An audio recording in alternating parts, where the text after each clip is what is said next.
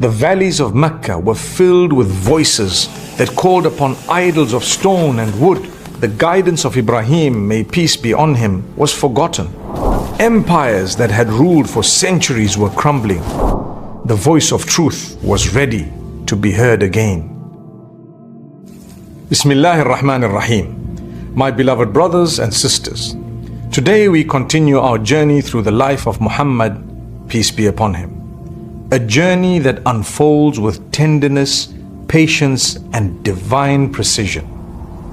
Before revelation, before the first word Iqra echoed through the cave, before the world would awaken to the Quran, there was silence. Not the silence of emptiness, but the silence of preparation. The world had strayed far from the message of Ibrahim, may peace be upon him. Idols surrounded the Kaaba. Hearts were distant from their creator. Voices called upon stones, and the sky remained quiet. Yet within that silence, Allah was preparing a heart that would soon carry the final message to mankind, a heart that sought truth while the world slept, a heart that climbed the mountain, searching for the one who is never absent. Come with me. Let us enter the years just before revelation, the years when the whisper of destiny was growing closer and closer. In the years before revelation, Arabia slept beneath a heavy silence. The valleys of Mecca were filled with voices that called upon idols of stone and wood. Yet the hearts of men were empty.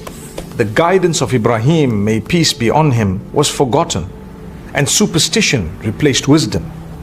The Kaaba, built for the worship of Allah alone, had become a house of false gods. 360 statues standing where truth once stood.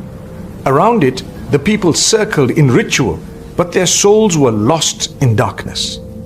Still, amid the darkness, there were hearts that searched for the unseen light. There were those who could no longer bear to bow before what they had carved with their own hands.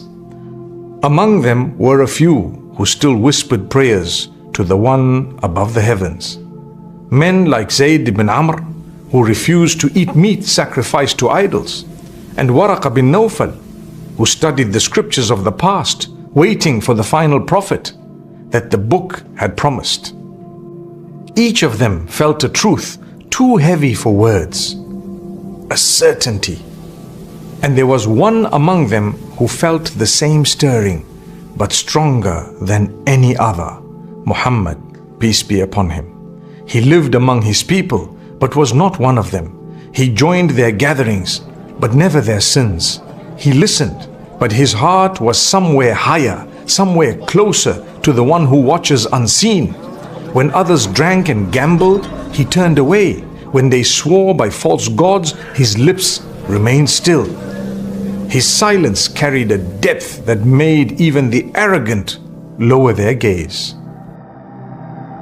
He was now a husband, a father, a man whose honesty and gentleness had made him beloved to all. But within him grew a yearning, a need for solitude, for reflection, for nearness to something beyond the noise of Mecca. Sometimes he would walk beyond the hills until the city disappeared behind the dunes. There, under the desert sky, the wind would whisper through the sand as if reciting secrets older than time. The world around him was changing. The age of ignorance was reaching its end. The truth that had been veiled for centuries was drawing near once more. The fortune tellers found their voices faltering. The jinn who once brought them whispers of the unseen were silenced. The ancient fires of Persia that had burnt for generations went out. The temples trembled. And in the lands of Rome and Abyssinia, monks and rabbis spoke in hushed tones about the signs that were appearing, signs of the final messenger. There, beneath the ceiling of stone and sky, Muhammad, peace be upon him, would gaze at the horizon as dawn brushed the world with light. He spoke no words, but his heart spoke endlessly. He would stay for nights at a time, lost in reflection. Sometimes his gaze would linger on the sun's rise, and he would feel the truth swelling within him, that the world was not abandoned, that guidance would soon return.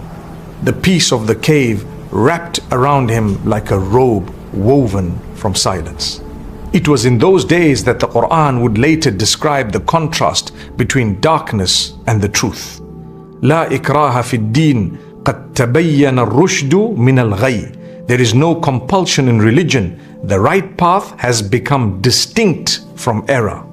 He knew, even without revelation, that truth never forces itself.